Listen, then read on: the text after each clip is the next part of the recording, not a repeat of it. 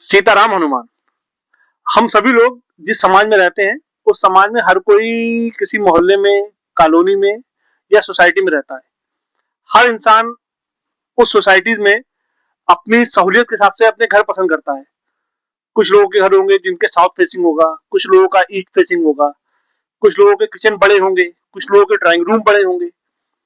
उसी तरीके से जैसे हम अपना घर पसंद करते हैं अपनी सहूलियत के हिसाब से, जब हम पैदा होते हैं तो हमारी जो कुंडली होती है वो हमारा ब्लूप्रिंट होता है। उस कुंडली में भी जो 12 घर होते हैं वो 12 के 12 घर अलग अलग रिजल्ट देते हैं। वो रिजल्ट कैसे देंगे ये डिपेंड करता है उस घर का स्वामी कौन है। अब जैसा मैंने आपको बताया, हर घर साउथ फेसिंग या ईस्ट फेसिंग होता है, या फिर किसी के ड्राइंग रूम या किचन बड़ा होता है।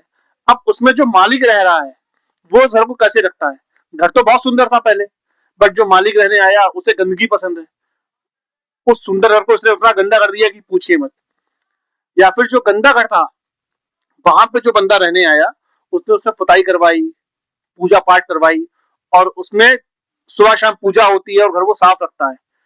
तो पहला हो गया घर, वो घर हमें क्या रिजल्ट दे रहा है। दूसरा हो गया घर का मालिक कि वो उस घर को कैसे ट्रीट कर रहा है, अच्छे से कर रहा है या खराब से रख रहा है।